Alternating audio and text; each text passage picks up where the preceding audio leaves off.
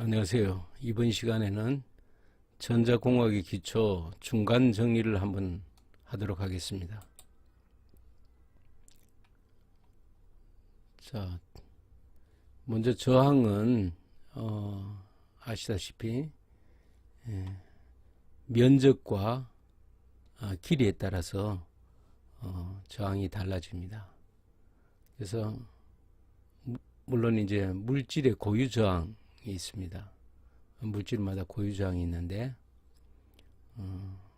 고유 저항이 적은 것은 도전체로 활용하고 저항이 큰 것은 우리가 저항을 만들 때 사용하겠죠. 자, 그래서 저항의 크기는 어떻게 되느냐? 저항률, 고유 저항의 로우라고 하죠. 저항률 곱하기, 그는 물질에 따라서 이제 달라지는 거죠. 곱하기 길이에 비례하고 면적에 반비례합니다. 그래서 같은 저항을 만들려고 하면 만약에 길이를 2배로 늘리면 저항의 크기가 2배가 되겠죠. 자, 길이를 길게 늘리기 위해서는 돈이 많이 들겠죠. 그래서 저항의 크기만 높인다면 단면적을 적게 하면 적게 할수록 저항이 커지니까 굉장히 효율적으로 저항을 만들 수 있겠죠. 근데 문제는 단면적이 적으면 흐를 수 있는, 이 면적이 적으면 흐를 수 있는 전류의 양이 적어지겠죠. 전류를 좀 더 많이 흐르게 하면 아마 끊어지게 될 겁니다. 그래서 우리가 적정한 전류를 흐를 수 있도록 단면적을 만들어야 되겠죠. 필요한 전류가 충분히 흐를 수 있는 단면적으로 저항을 만들어야 됩니다. 그래서 단면적이 커지게 되면 같은 저항을 만들기 위해서는 길이가 더 길어야 되겠죠. 예를 들어서 니크롬선이 우리가 어떤 전열기에 많이 사용되고 있는데 이 니크롬선으로 전열기를 설계한다고 가정하면 단면적이 작게 설계하면 가장 좋겠죠. 배곰을 만드는데 길이가 어떤 단면적에서 길이가 어쨌든 한 1m의 길이로 배곰을 만들었다고 칩시다. 그런데 만약에 이제 이 배곰을 만들고 시험을 하니까 이 단면적이 적어서 이 단면적 니크롬선이 끊어져 버렸어요. 그러면 안 되겠죠. 그러면 이제 단면적을 이제 넓혀야 되겠죠. 그 2배를 넓히게 되면 같은 저항이 돼야 되니까 길이를 2배를 더 길게 만들어야 됩니다. 그런데 여기 이제 단면적이기 때문에 우리가 전선 같은 경우는 어떤 단면적 지름 파이를 얘기할 때는 지름이 만약에 2배가 됐다. 그러면 파이 r의 제곱이 단면적이기 때문에 면적이 사실은 4배가 늘어났습니다. 그 지름이 2배가 됐다고 해서 단면적이 2배가 아니고 단면적은 이제 제곱에 비례하니까 4배가 늘어났겠죠. 그랬을 경우는 길이는 4배가 더 길게 해줘야 똑같은 저항이 만들어진다는 거죠. 그래서 이 저항을 설계할 때 적절한 전력을 흐를 수 있도록 설계를 합니다. 그래서 저항이 단위가 오hm, 킬오hm, 메가옴도 있지만은 저항의 스펙에 보면 저항의 크기와 그 다음에 4분의 1와트 저항, 2분의 1와트 저항, 1와트 저항, 2와트 저항 이렇게 전력이 허용 전력이 표시되어 있습니다. 그래서 전격 전력 미만으로 전류가 흐르도록 사용해야지 그 이상을 사용하게 되면 그 이상의 전력이 소비되도록 연결하게 되면 저항이 문제가 되겠죠. 그래서 이 저항 관계는 여러분들이 잘 아셔야 됩니다.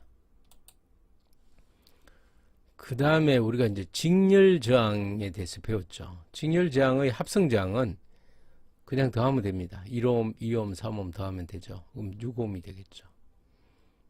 그리고 직렬 저항은 저항에 따라서 이 전원 전압이 적절하게 분배가 됩니다.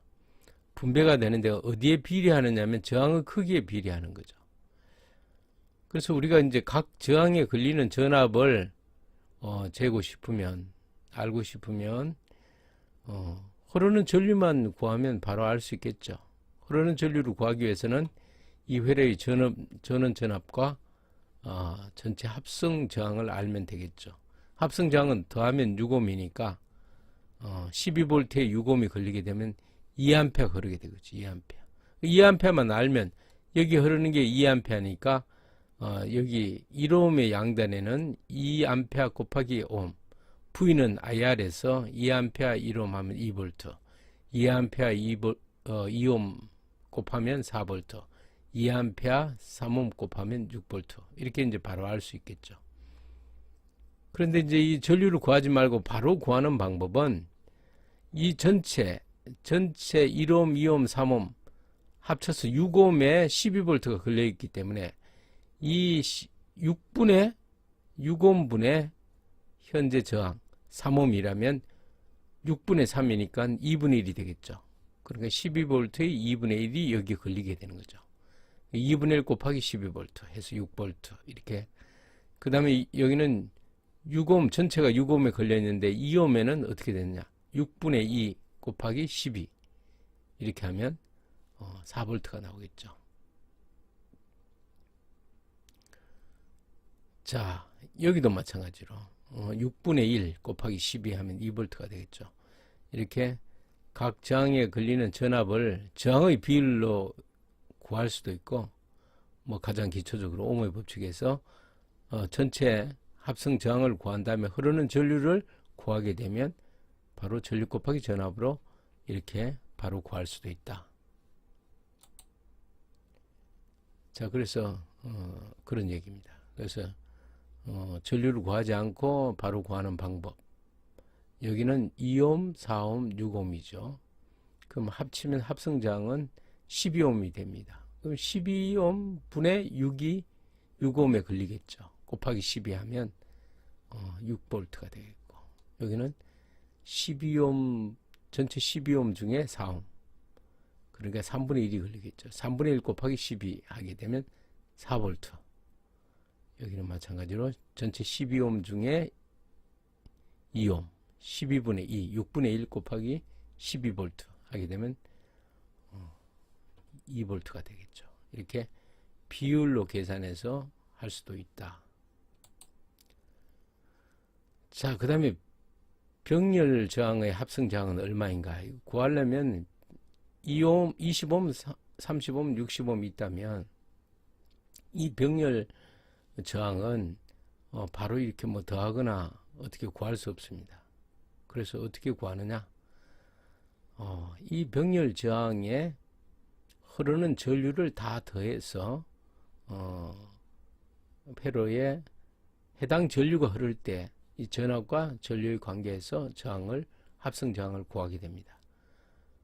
그래서 여기 보면 이제 세 개가 병렬로 연결되어 있으니까 이 전류는 이제 I1, I2, I3로 이렇게 분배가 돼서 흐르겠죠.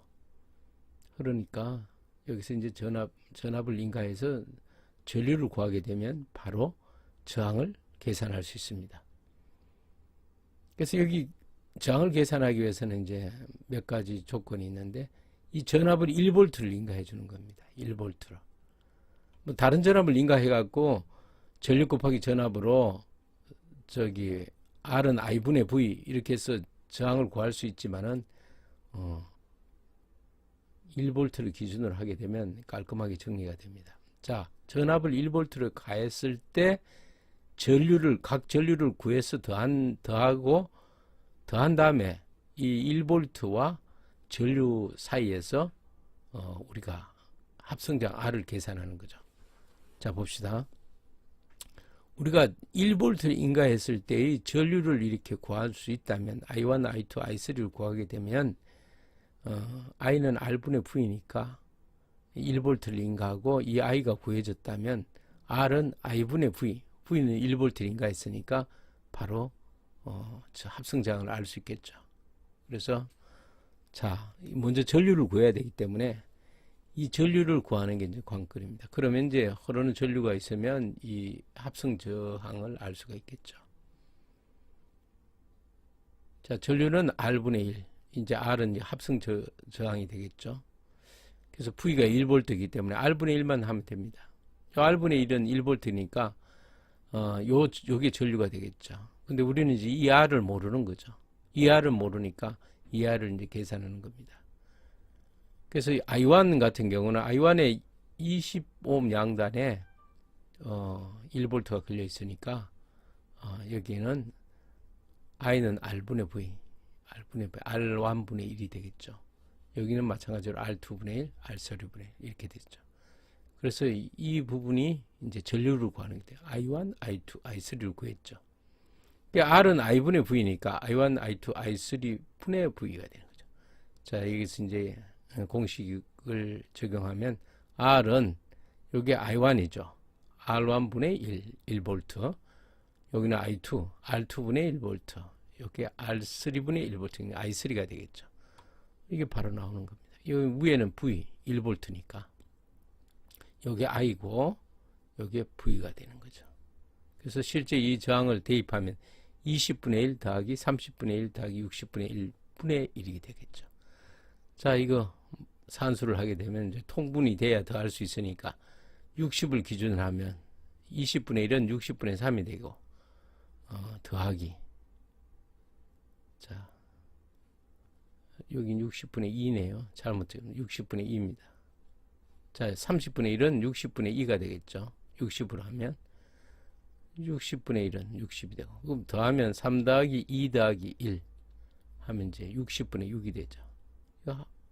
이거 60, 66, 이거 밑에 있는 걸 올라갈 수 있으니까 올라가면 6분의 60 하면 15옴이 되겠죠.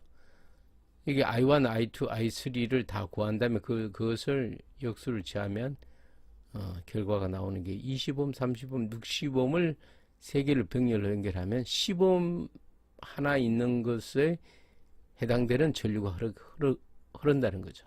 이렇게 해서 합성 저항 R을 구했습니다.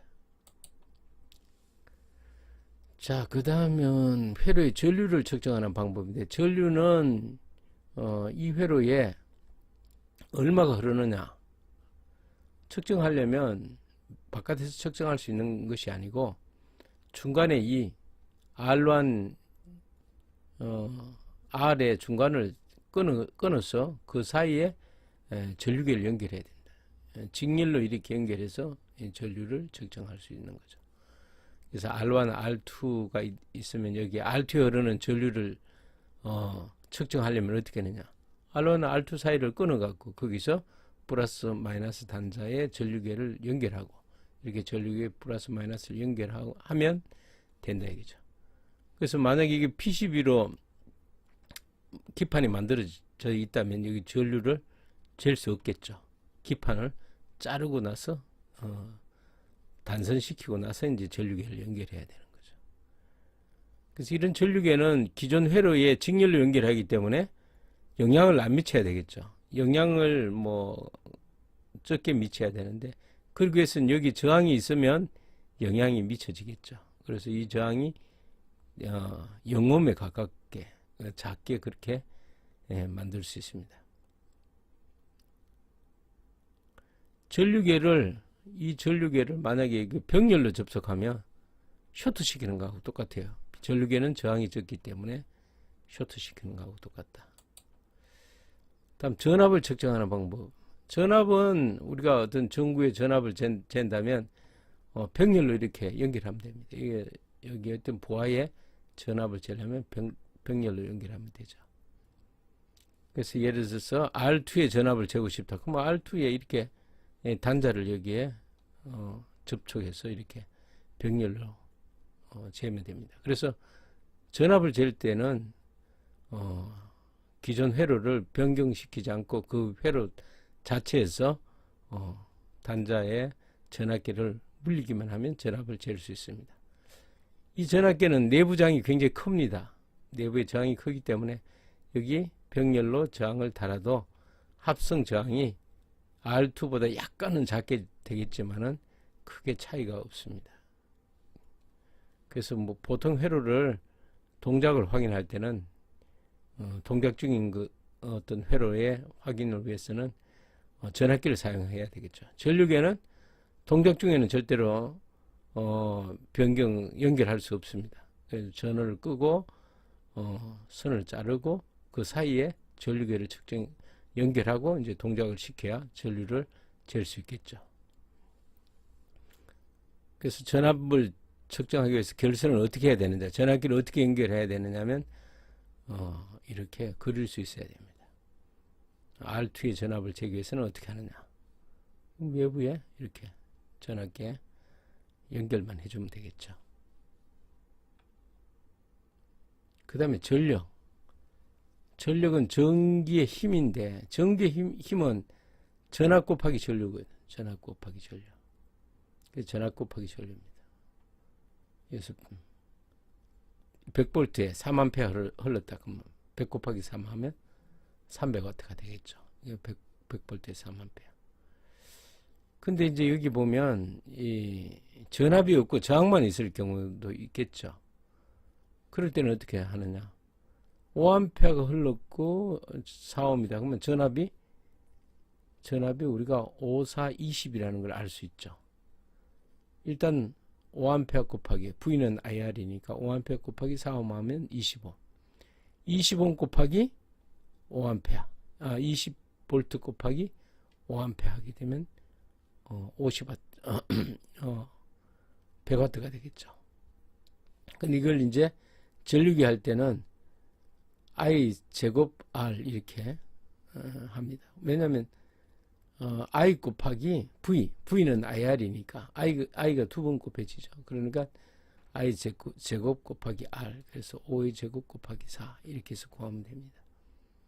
뭐 이런 공식, 뭐 R분의 E자성, V자성, 이것도 마찬가지로 전압은 E니까 E 곱하기 전류는 R분의 V죠. 그럼 V가 두 번 곱해지니까 E의 제곱이라고 되어 있죠. 그래서 이런 것도 마찬가지로 100W인데 I 제곱 R 이렇게 해서 5의 제곱 5, 25 곱하기 4에서 100 이렇게 해도 되고, 그냥 옴의 법칙 안다면 우린 전압을 모르니까 전력을 못 재죠. 그런데 이제 전류와 저항이 있으니까 전압을 알 수 있죠. 5, 4, 20V라는 걸 아니까 전압 곱하기 전류였고, 뭐 20V 곱하기 5 해서 100W 이렇게 뭐 바로 계산해도 되겠죠. 마찬가지로 여기도 12V는 알고 전류를 몰라서 지금 우리는 전력을 못 재죠. 그런데 전류가 얼마인지 알 수 있어요. I는 R분의 V죠. 2분의 12. 그럼 6A 그런다는 걸 알 수 있죠. 6A를 알면 12 곱하기 6 하면 되죠. 6일은 6, 2, 6, 12, 72W. 이렇게 바로 계산할 수 있습니다. 이것도 마찬가지로 뭐 그대로 곱하면 되네요. 이것도 마찬가지로 여기에 15Ω이고 100V다. 전류를 모르니까 우리가 그냥 전류를 계산하면 I는 R분의 V 10분의 100 하면 10이죠. 10A니까 10A 곱하기 100 하면 1kg 1000W 뭐 이렇게 해도 되고, R분의 2제곱 이렇게 계산해도 되고. 자, 전열기를 2시간 사용하면 어떻게 되느냐? 1kW짜리를 2시간 사용하면 소비 전력량은 kWh니까 2시간에 곱하기 2 하면 되겠죠. 1kg 곱하기 2시간 2kWh 사용하게 되는 겁니다. 다음 자기회로요. 도선에 전류를 흐르게 되면, 직류 전류를 이렇게 흐르게 되면 자력선이 이렇게 생기더라고요. 이렇게 주변에 이렇게 이런 방향으로 생기더라고요. 전류가 이렇게 들어가면. 그래서 이제 반대로 흘러나오면 또 이 자력선의 방향이 반대가 되겠죠. 그래서 우리가 이제 그 전류에 흐르는 방향과 이 회전하는 방향의 자력선의 방향을 우리가 오른 나사의 법칙이라고. 오른 나사의 법칙에서 전류가 나사의 진행 방향이 전류고, 그 다음에 나사의 진행하기 위한 회전 방향이 바로 자력선의 방향이 되는 거죠. 그래서 전류가 들어가는 모습, 나가는 모습을 이제 이렇게 표시하기 위해서 X는 들어가는 거죠. 들어가면 화살 촉의 뒤쪽을 보면 이렇게 X로 보이겠죠. 앞에서 보면 점으로 보이겠죠. 그래서 도선의 전류가 흐르면 생기는 자력선에 관한 법칙을 우리는 오른 나사의 법칙이라고 합니다. 그래서 나사의 진행 방향과 그 다음에 진행 방향이 전류의 방향이고, 이쪽으로 전류를 흐르게 되면 회전하는 방향으로 오른 나사가 회전하는 방향으로 자개가 생긴다는 거죠. 자, 일단 요 법칙은 이제 알아두셔야 됩니다. 그런데 하나일 때 이제 코일은 뭐냐면 이게 직선 도선이 아니고 이렇게 한 바퀴 빙 이렇게 한 바퀴를 이렇게 원형으로 돌리게 되면 어떻게 되느냐, 중간에 자력선이 이렇게 집중되겠죠. 중간에 자력선이 집중이 되기 때문에 중간에 나옵니다. 근데 이 코일을 이제 여러 번 감았을 때는 어떻게 되느냐, 여러 번 감았을 때는 중간에 이 감긴 것에 비례해서 많은 자개가 생기겠죠. 그래서 이 자개는 전류 곱하기 감긴 횟수만큼의 자력선이 생기는 거죠. 자, 이 자력선이 이제 코일 속에 생기는데 전류의 흐름에 따라 갖고 이제 방향이 결정이 되는데, 이거는 이제 오른손 엄지손가락의 법칙입니다. 이거는 뭐냐면 전류의 방향은 뭐냐면 다른 손가락이 이렇게 회전하는 방향, 코일에 전류가 흐를 때는 회전하는 모습이 되겠죠. 회전하는 방향으로 전류가 흐르게 되면 오른손 엄지손가락 방향으로 자개가 생기는 거죠. 그래서 코일에 의해서 만들어진 자개에 관한 법칙은 오른손 엄지손가락 법칙이다. 뭐 이렇게 알아두셔야 됩니다. 다음에 잔류자기 현상이 있는데, 우리가 이제 자성체, 이게 뭐 철편 뭐 이런 걸 끼워 넣고 여기에다가 이제 전류를 흐르게 되면, 전류가 많이 흐르면 여기에는 자화가 많이 되겠죠. 그래서 자석 밀도가 높아집니다. 그런데 이게 계속 이제 전류를 많이 흘러보면 어느 선에 가서는 이제 포화 상태가 됩니다. 이걸 우리는 이제 자기 포화라 그러는데 포화가 되죠. 다시 이제 자화력을 없애면 다시 이제 제자리로 0으로 돌아오게 되는데, 뭐 일부 물질은 이렇게 돌아오지 않고 그대로 유지되는 경우가 있습니다. 이렇게 영구 자석 같은 경우는 이제 그런 경우가 되겠는데, 자화력을 인계해 줬다가 원위치 시키면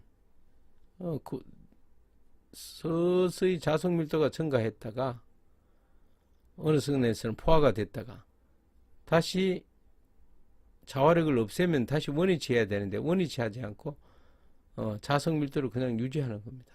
유지하는 이것이 우리가 잔류자기라고 합니다.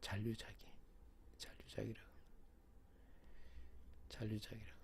이 잔류자기가 높으면 영구자석으로 이제 쓰게 되겠죠. 영구자석.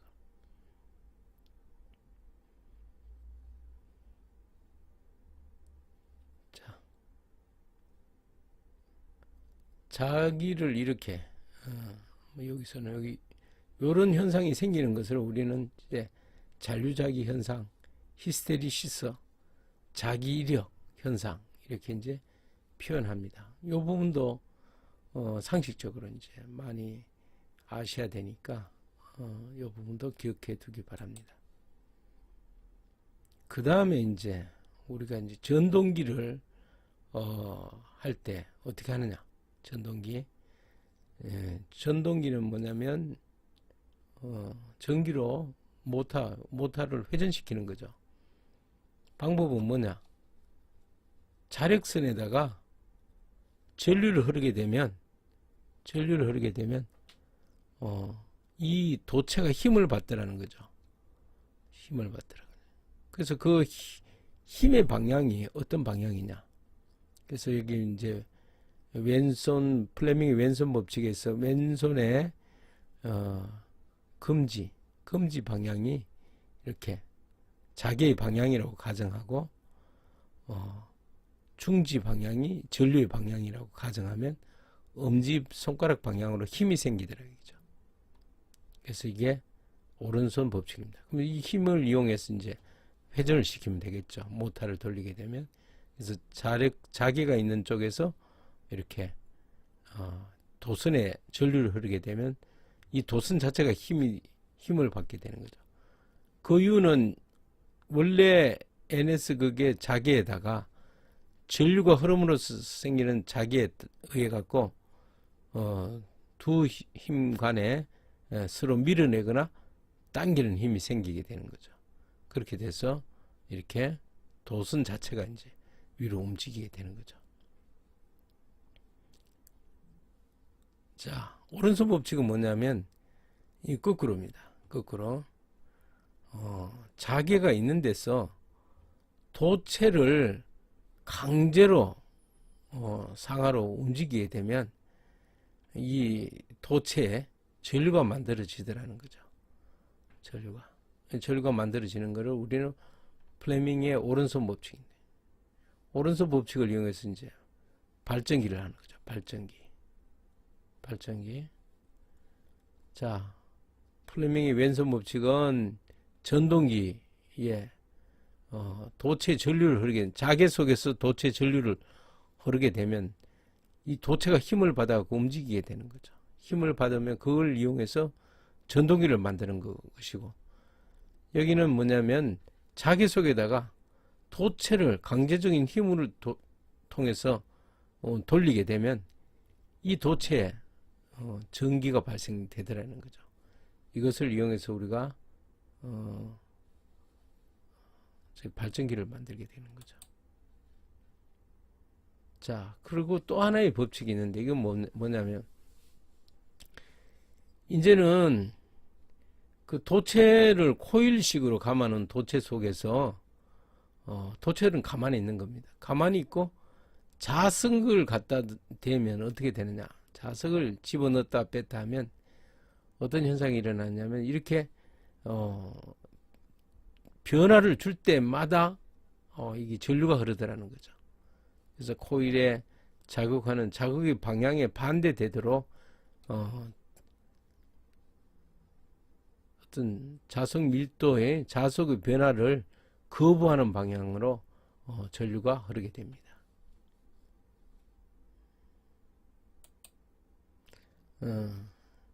그래서 그런 법칙이 바로 이제 렌츠의 법칙입니다. 렌츠의 법칙은 어쨌든 코일 속에서 나타나는 현상인데, 자석의 변화의 반대 방향으로 뭐가 생기냐면 전압이 생긴다는 거죠. 전압이 자석의 변화에 반대하는 방향으로. 그래서 여기 마이너스 n dt분의 d파이 되어 있습니다. 자, 100회를 가면 코일 내에서 자석이 0.1초 동안에 5웨버가 변화했다면 그 시간당 얼마냐? 뭐 초당이니까 1초 같으면 50웨버가 되겠죠. 50웨버가 되겠죠. 그래서 100회를 감았으니까 5000볼트를 만들어낸다는 거죠. 50웨버가 변화됐다면. 그 다음에 교류의 시력값에 대한 건데, 교류의 시력값은 DC가 하는 일하고 똑같은 일을 하는 교류 전압을 얘기하는 겁니다. 예를 들어서 계속 최대치의 직류로 보내는 것보다는 0볼트부터 최대치까지 가서 다시 0볼트로 떨어지니까 그거보다는 작겠죠. 그러면 이게 평균값하고 비교했을 때 어떠냐? 평균값은 최대치의 64% 정도 됩니다. 그런데 이게 이렇게 했을 때는 어떤 현상이 생기냐면 실제 값보다 더 너무 적은 값이 되는 거죠. 왜 그러냐면 우리가 전류와 전압은 제곱에 비례한다 그러죠. 제곱에. I 제곱, 전압 제곱. 그래서 제곱의 변화에 의해서 생기는 것이기 때문에 시루치 값이 그만큼 평균값보다 더 높습니다. 71% 정도 됩니다. 그래서 0.707 VP가 최대치. 시루치는 RMS 시루치는 루트 2분의 VP 최대치에서 0.707. 평균 전압은 0.632. 평균 전압은 시루치보다 낮다 이렇게 알고 계시면 될 거고요. 그 다음에 변압기. 변압기는 한마디로 전압이 변화가 되는 거죠. 그래서 1차 권선과 2차 권선의 비만큼 전압이 틀리게 나옵니다. 다르게 나옵니다. 그래서 여기 예제가 있는데 여기 200회를 감았고 여기 300회를 감았죠. 그럼 여기보다 여기는 200회를 감았다면 여기에 비례해서 전압이 나타납니다. 여기 225V를 가면 330V. 그래서 V1 대 V2는 N1 대 N2 이게 감긴 횟수가 됩니다. 그래서 이거를 이제 수식으로 보면 우리가 220V를 인가했고 V2는 이제 모르고 N1은 200이고 300이고 그래서 이제 V2를 여기 하나가 있으니까 구하면 내항 곱하기 내항, 외항 곱하기 외항은 같다 그랬죠. 그래서 V2는 220 곱하기 300 나누기 200 이렇게 해서 330V가 됩니다. 200분의 300, 2분의 3이 되겠죠. 자, 이상으로 간단히 중간 정리를 마쳤습니다. 요 기본적인 문제 외에 회로 이론에서 배운 기로이오프 법칙, 그 테브난의 법칙, 노턴의 법칙, 그 다음에 중첩의 원리 이렇게 관련되는 문제가 중간고사에서 나올 예정입니다. 자, 열심히 공부하셔서 좋은 성적을 얻기 바랍니다. 이상 마치겠습니다. 안녕하세요. 이번 시간에는 전자공학의 기초 중간 정리를 한번 하도록 하겠습니다. 자, 먼저 저항은 아시다시피 면적과 길이에 따라서 저항이 달라집니다. 그래서 물론 이제 물질의 고유 저항이 있습니다. 물질마다 고유 저항이 있는데 고유 저항이 적은 것은 도전체로 활용하고 저항이 큰 것은 우리가 저항을 만들 때 사용하겠죠. 자, 그래서 저항의 크기는 어떻게 되느냐? 저항률, 고유 저항의 로우라고 하죠. 저항률 곱하기, 그는 물질에 따라서 이제 달라지는 거죠. 곱하기 길이에 비례하고 면적에 반비례합니다. 그래서 같은 저항을 만들려고 하면 만약에 길이를 2배로 늘리면 저항의 크기가 2배가 되겠죠. 자, 길이를 길게 늘리기 위해서는 돈이 많이 들겠죠. 그래서 저항의 크기만 높인다면 단면적을 적게 하면 적게 할수록 저항이 커지니까 굉장히 효율적으로 저항을 만들 수 있겠죠. 근데 문제는 단면적이 적으면 흐를 수 있는 이 면적이 적으면 흐를 수 있는 전류의 양이 적어지겠죠. 전류를 좀 더 많이 흐르게 하면 아마 끊어지게 될 겁니다. 그래서 우리가 적정한 전류를 흐를 수 있도록 단면적을 만들어야 되겠죠. 필요한 전류가 충분히 흐를 수 있는 단면적으로 저항을 만들어야 됩니다. 그래서 단면적이 커지게 되면 같은 저항을 만들기 위해서는 길이가 더 길어야 되겠죠. 예를 들어서 니크롬선이 우리가 어떤 전열기에 많이 사용되고 있는데 이 니크롬선으로 전열기를 설계한다고 가정하면 단면적이 작게 설계하면 가장 좋겠죠. 배곰을 만드는데 길이가 어떤 단면적에서 길이가 어쨌든 한 1m의 길이로 배곰을 만들었다고 칩시다. 그런데 만약에 이제 이 배곰을 만들고 시험을 하니까 이 단면적이 적어서 이 단면적 니크롬선이 끊어져 버렸어요.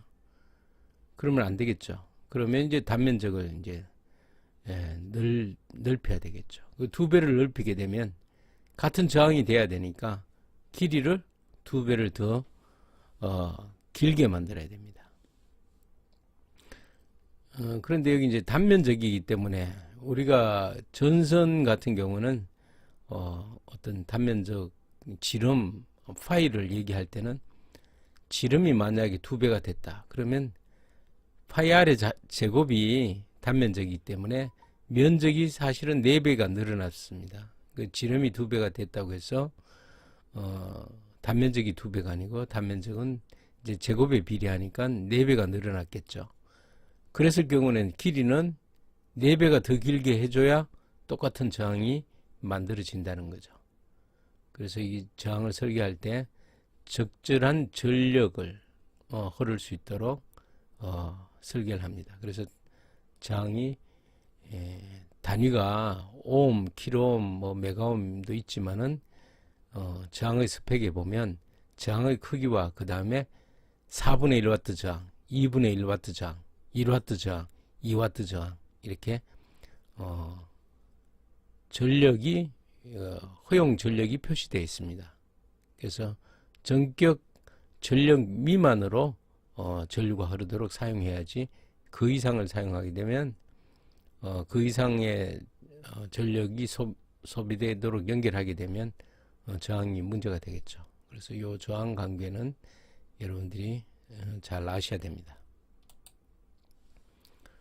그 다음에 우리가 이제 직렬 저항에 대해서 배웠죠. 직렬 저항의 합성 저항은 그냥 더하면 됩니다. 1옴, 2옴, 3옴 더하면 되죠. 그럼 6옴이 되겠죠. 그리고 직렬 저항은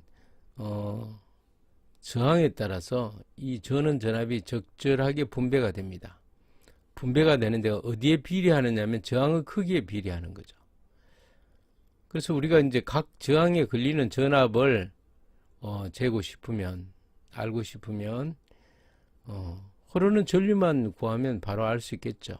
흐르는 전류를 구하기 위해서는 이 회로의 전원 전압과 전체 합성 저항을 알면 되겠죠. 합성 저항은 더하면 6옴이니까 12V에 6옴이 걸리게 되면 2A 흐르게 되겠죠. 2A. 2A만 알면 여기 흐르는 게 2A니까 여기 1옴의 양단에는 2A 곱하기 옴, V는 IR에서 2A 1옴 하면 2V, 2A 2옴 곱하면 4V, 2A 3옴 곱하면 6V 이렇게 이제 바로 알 수 있겠죠. 그런데 이제 이 전류를 구하지 말고 바로 구하는 방법은 이 전체 1옴, 2옴, 3옴 합쳐서 6옴에 12V가 걸려있기 때문에 이 6옴분의 현재 저항 3옴이라면 6분의 3이니까 2분의 1이 되겠죠. 그러니까 12V의 2분의 1이 여기 걸리게 되는 거죠. 2분의 1 곱하기 12V 해서 6V 이렇게. 그 다음에 여기는 6옴 전체가 6옴에 걸려 있는데 2옴에는 어떻게 되느냐, 6분의 2 곱하기 12 이렇게 하면 4V가 나오겠죠. 자, 여기도 마찬가지로 6분의 1 곱하기 12 하면 2V가 되겠죠. 이렇게 각 저항에 걸리는 전압을 저항의 비율로 구할 수도 있고, 뭐 가장 기초적으로 옴의 법칙에서 전체 합성 저항을 구한 다음에 흐르는 전류를 구하게 되면 바로 전류 곱하기 전압으로 이렇게 바로 구할 수도 있다. 자, 그래서 그런 얘기입니다. 그래서 전류를 구하지 않고 바로 구하는 방법. 여기는 2옴, 4옴, 6옴이죠. 그럼 합치면 합성저항은 12옴이 됩니다. 그럼 12옴 분의 6이 6옴에 걸리겠죠. 곱하기 12 하면 6볼트가 되겠고, 여기는 12옴, 전체 12옴 중에 4옴. 그러니까 3분의 1이 걸리겠죠. 3분의 1 곱하기 12 하게 되면 4볼트. 여기는 마찬가지로 전체 12옴 중에 2옴, 12분의 2, 6분의 1 곱하기 12볼트 하게 되면 2볼트가 되겠죠. 이렇게 비율로 계산해서 할 수도 있다. 자, 그 다음에 병렬 저항의 합성 저항은 얼마인가? 구하려면 2옴, 20옴, 30옴, 60옴 있다면 이 병렬 저항은 바로 이렇게 뭐 더하거나 어떻게 구할 수 없습니다. 그래서 어떻게 구하느냐? 이 병렬 저항에 흐르는 전류를 다 더해서 회로에 해당 전류가 흐를 때 이 전압과 전류의 관계에서 저항을 합성 저항을 구하게 됩니다. 그래서 여기 보면 이제 세 개가 병렬로 연결되어 있으니까 이 전류는 이제 I1, I2, I3로 이렇게 분배가 돼서 흐르겠죠. 그러니까 여기서 이제 전압을 인가해서 전류를 구하게 되면 바로 저항을 계산할 수 있습니다.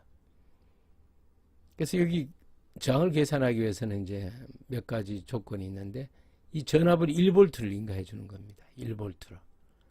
뭐 다른 전압을 인가해 갖고 전류 곱하기 전압으로 저기 R은 I분의 V 이렇게 해서 저항을 구할 수 있지만은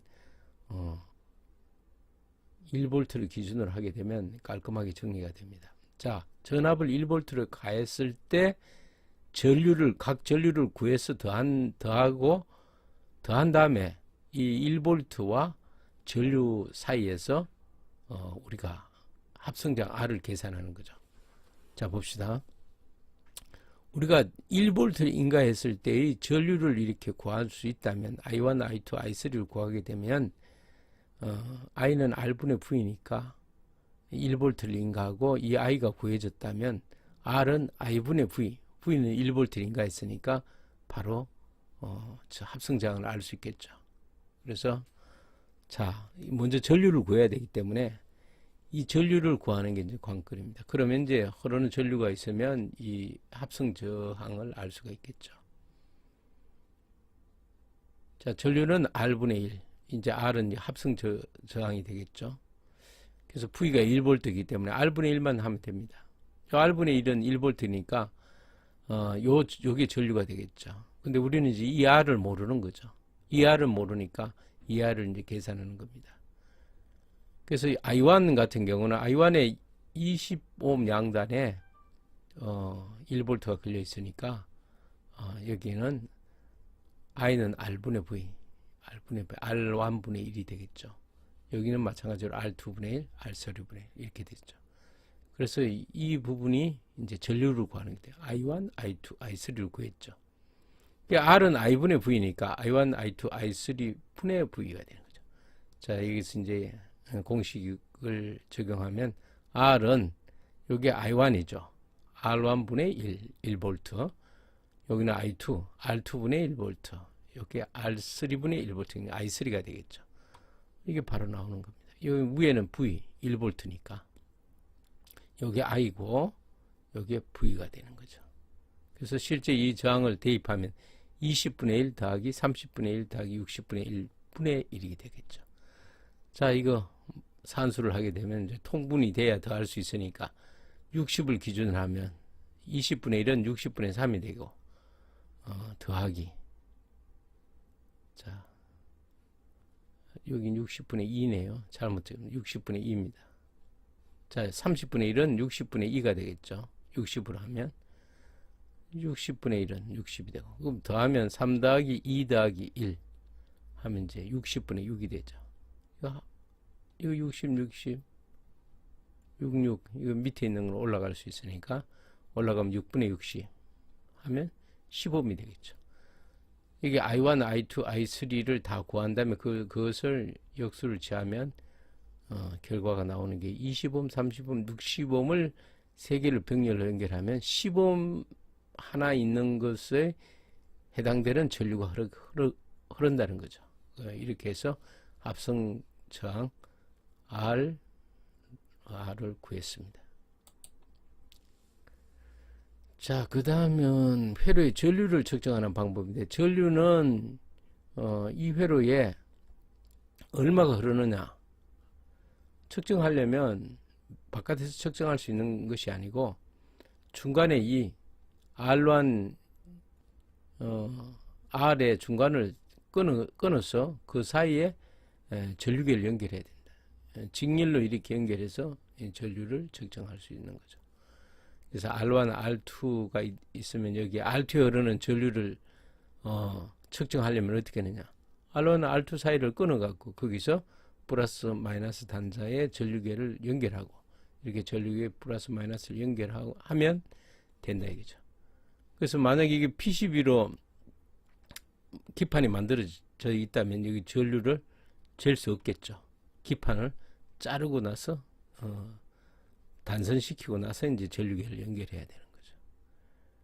그래서 이런 전류계는 기존 회로에 직렬로 연결하기 때문에 영향을 안 미쳐야 되겠죠. 영향을 뭐 적게 미쳐야 되는데 그러기 위해서는 여기 저항이 있으면 영향이 미쳐지겠죠. 그래서 이 저항이 0옴에 가깝게 작게 그렇게 만들 수 있습니다. 이 전류계를 만약에 병렬로 접속하면 쇼트시키는 거하고 똑같아요. 전류계는 저항이 적기 때문에 쇼트시키는 거하고 똑같다. 다음 전압을 측정하는 방법.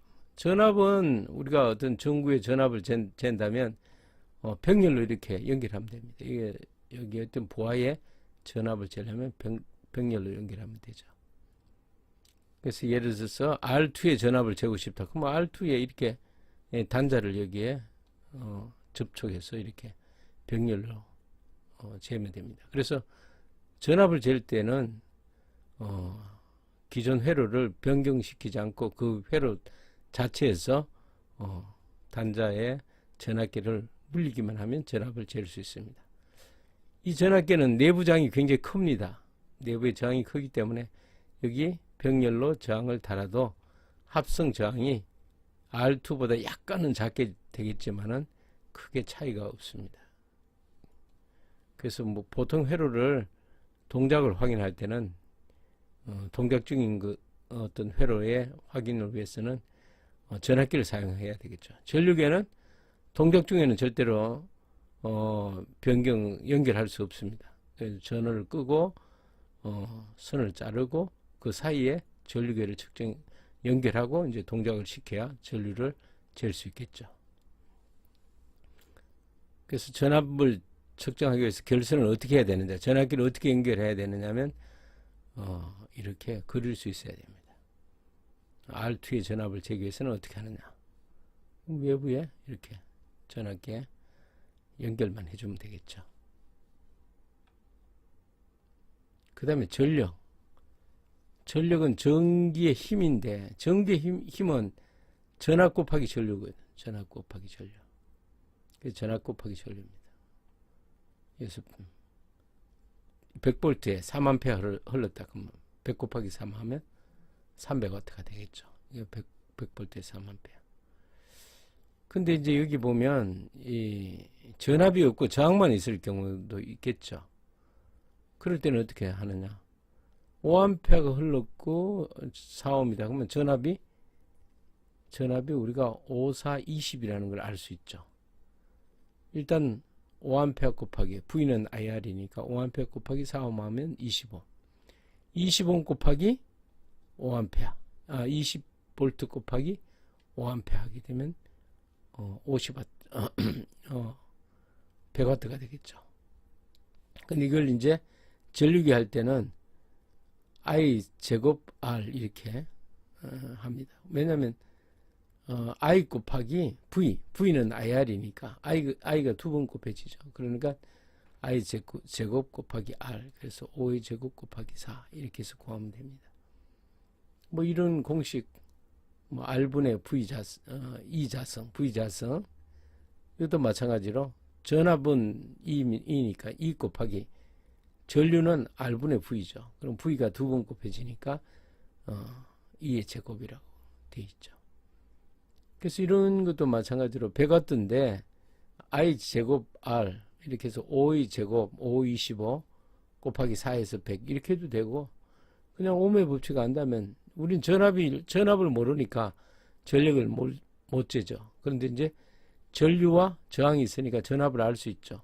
5, 4, 20V라는 걸 아니까 전압 곱하기 전류였고, 뭐 20V 곱하기 5 해서 100W 이렇게 뭐 바로 계산해도 되겠죠. 마찬가지로 여기도 12V는 알고 전류를 몰라서 지금 우리는 전력을 못 재죠. 그런데 전류가 얼마인지 알 수 있어요. I는 R분의 V죠. 2분의 12. 그럼 6A 그런다는 걸 알 수 있죠. 6A를 알면 12 곱하기 6 하면 되죠. 6일은 6, 2, 6, 12, 72W. 이렇게 바로 계산할 수 있습니다. 이것도 마찬가지로 뭐 그대로 곱하면 되네요. 이것도 마찬가지로 여기에 15Ω이고 100V다. 전류를 모르니까 우리가 그냥 전류를 계산하면 I는 R분의 V 10분의 100 하면 10이죠. 10A니까 10A 곱하기 100 하면 1kg 1000W 뭐 이렇게 해도 되고, R분의 2제곱 이렇게 계산해도 되고. 자, 전열기를 2시간 사용하면 어떻게 되느냐. 1kW짜리를 2시간 사용하면 소비 전력량은 kWh니까 2시간에 곱하기 2 하면 되겠죠. 1kg 곱하기 2시간 2kWh 사용하게 되는 겁니다. 다음 자기회로 도선에 전류를 흐르게 되면, 직류 전류를 이렇게 흐르게 되면 자력선이 이렇게 생기더라고요. 이렇게 주변에 이렇게 이런 방향으로 생기더라고요. 전류가 이렇게 들어갑니다. 그래서 이제 반대로 흘러나오면 또 이 자력선의 방향이 반대가 되겠죠. 그래서 우리가 이제 그 전류에 흐르는 방향과 이 회전하는 방향의 자력선의 방향을 우리가 오른 나사의 법칙이라고 해요. 오른 나사의 법칙에서 전류가 나사의 진행 방향이 전류고, 그 다음에 나사의 진행하기 위한 회전 방향이 바로 자력선의 방향이 되는 거죠. 그래서 전류가 들어가는 모습, 나가는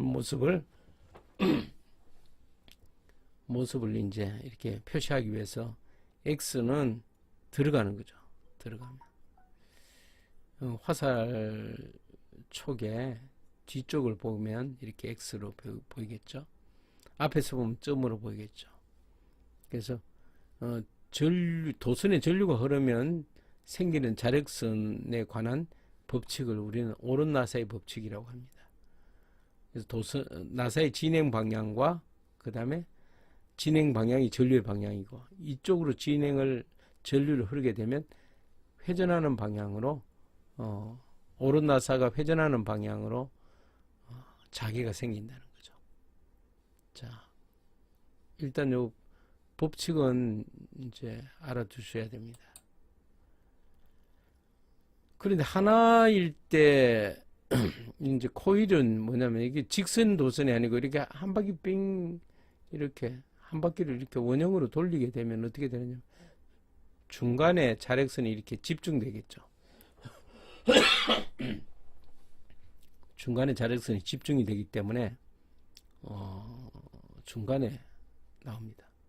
근데 이 코일을 이제 여러 번 감았을 때는 어떻게 되느냐, 여러 번 감았을 때는 중간에 이 감긴 것에 비례해서 많은 자개가 생기겠죠. 그래서 이 자개는 전류 곱하기 감긴 횟수만큼의 자력선이 생기는 거죠. 자, 이 자력선이 이제 코일 속에 생기는데 전류의 흐름에 따라 갖고 이제 방향이 결정이 되는데, 이거는 이제 오른손 엄지손가락의 법칙입니다. 이거는 뭐냐면 전류의 방향은 뭐냐면 다른 손가락이 이렇게 회전하는 방향, 코일에 전류가 흐를 때는 회전하는 모습이 되겠죠. 회전하는 방향으로 전류가 흐르게 되면 오른손 엄지손가락 방향으로 자개가 생기는 거죠. 그래서 코일에 의해서 만들어진 자개에 관한 법칙은 오른손 엄지손가락 법칙이다. 뭐 이렇게 알아두셔야 됩니다. 다음에 잔류자기 현상이 있는데, 우리가 이제 자성체, 이게 뭐 철편 뭐 이런 걸 끼워 넣고 여기에다가 이제 전류를 흐르게 되면, 전류가 많이 흐르면 여기에는 자화가 많이 되겠죠. 그래서 자석 밀도가 높아집니다. 그런데 이게 계속 이제 전류를 많이 흘러보면 어느 선에 가서는 이제 포화 상태가 됩니다. 이걸 우리는 이제 자기 포화라 그러는데 포화가 되죠. 다시 이제 자화력을 없애면 다시 이제 제자리로 0으로 돌아오게 되는데, 뭐 일부 물질은 이렇게 돌아오지 않고 그대로 유지되는 경우가 있습니다. 이렇게 영구 자석 같은 경우는 이제 그런 경우가 되겠는데, 자화력을 인계해 줬다가 원위치 시키면 서서히 자석 밀도가 증가했다가 어느 순간에서는 포화가 됐다가 다시 자화력을 없애면 다시 원위치해야 되는데 원위치하지 않고 자석 밀도를 그냥 유지하는 겁니다. 유지하는 이것이 우리가 잔류자기라 합니다. 잔류자기라. 이 잔류자기가 높으면 영구자석으로 이제 쓰게 되겠죠. 영구자석.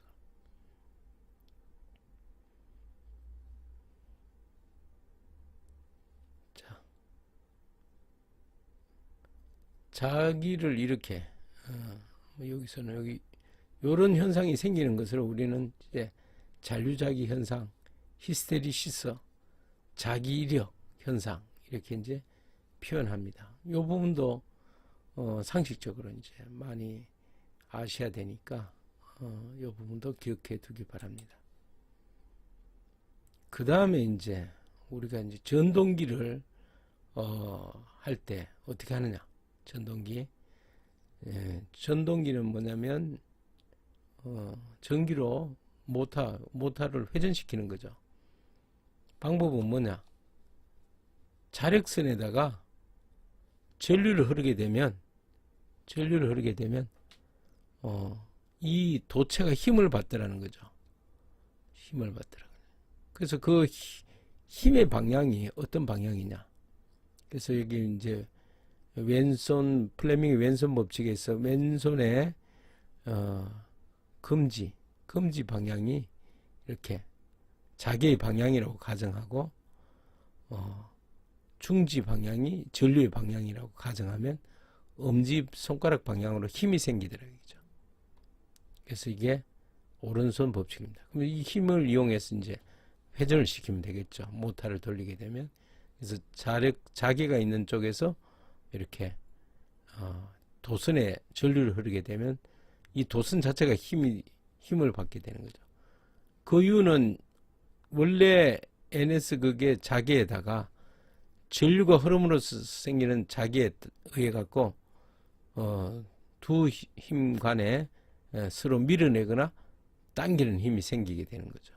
그렇게 돼서 이렇게 도선 자체가 이제 위로 움직이게 되는 거죠.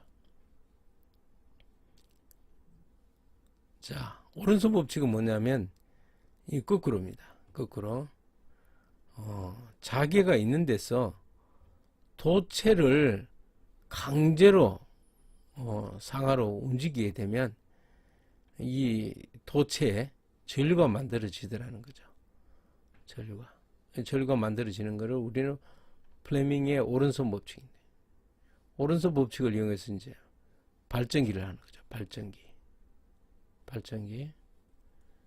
자, 플레밍의 왼손 법칙은 전동기에 도체 전류를 흐르게, 자개 속에서 도체 전류를 흐르게 되면 이 도체가 힘을 받아 움직이게 되는 거죠. 힘을 받으면 그걸 이용해서 전동기를 만드는 것이고, 여기는 뭐냐면 자개 속에다가 도체를 강제적인 힘을 통해서 돌리게 되면 이 도체에 전기가 발생되더라는 거죠. 이것을 이용해서 우리가 발전기를 만들게 되는 거죠. 자, 그리고 또 하나의 법칙이 있는데, 이건 뭐냐면 이제는 그 도체를 코일식으로 감아놓은 도체 속에서 도체는 가만히 있는 겁니다. 가만히 있고 자석을 갖다 대면 어떻게 되느냐, 자석을 집어넣었다 뺐다 하면 어떤 현상이 일어나냐면 이렇게 변화를 줄 때마다 이게 전류가 흐르더라는 거죠.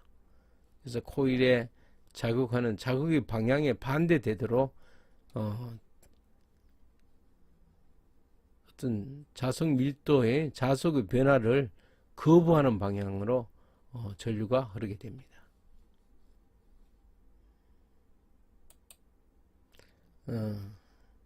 그래서 그런 법칙이 바로 이제 렌츠의 법칙입니다.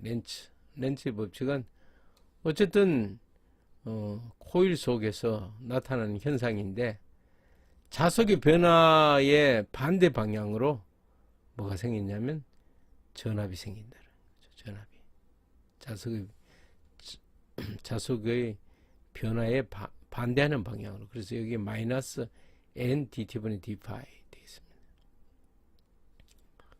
자, 100회를 가면 코일 내에서 자석이 0.1초 동안에 5웨바가 변화했다면 그 시간당 얼마냐? 뭐 초당이니까 1초 같으면 50웨바가 되겠죠.